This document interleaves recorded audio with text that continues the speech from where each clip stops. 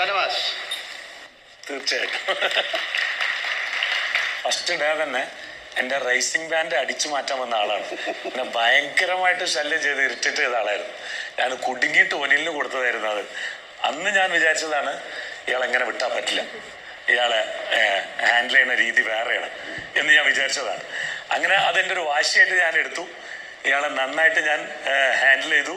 പക്ഷെ പയ്യെ പോയപ്പോൾ എനിക്കിതൊരു രസമായിട്ട് തോന്നി.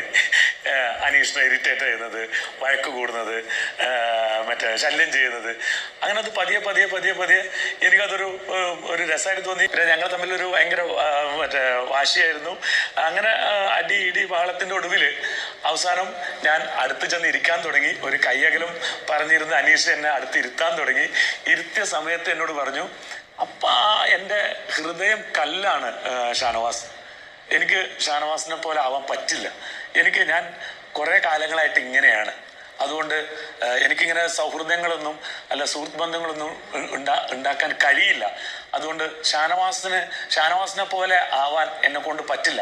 ഷാനവാസ് വേറെ എക്സ്ട്രീം ലെവലിലാണ്, ഞാൻ വേറൊരു എക്സ്ട്രീം ലെവലിലാണ്. അപ്പം ഞാൻ പറഞ്ഞു, നിന്റെ ഹൃദയത്തിൽ കയറി ഞാൻ ആ കല്ല് ഉടച്ച് ഞാൻ മനുഷ്യനെ പുറത്ത് ചാടിക്കും എന്ന് പറഞ്ഞു. അതിൻ്റെ ഒടുവിൽ അവസാനം അവൻ എന്നോട് ലവ് യു പറയുന്ന അവസ്ഥയിൽ വരെ എത്തി. അവൻ്റെ ആ കയ്യകലം മാറി എന്നോട് പറഞ്ഞു, കയ്യകലം മാറ്റിയിട്ടുണ്ട്, എൻ്റെ വീട്ടിലോട്ട് വരണം എന്ന് പറഞ്ഞു. ആലോചിക്കേണ്ടി പോലും വന്നില്ല. ഇല്ല. കാരണം പിന്നീട് അങ്ങോട്ട് ഞാൻ കാണുന്നത് എന്തെന്ന് വെച്ചാല്, എന്നെ ഭയങ്കര കെയർ ചെയ്യുന്നതാണ്. ഈ ഹൗസിൽ എന്നെ ഏറ്റവും കൂടുതൽ കെയർ ചെയ്യുന്ന വ്യക്തി അനീഷാണ്. അനീഷ് എന്താണ്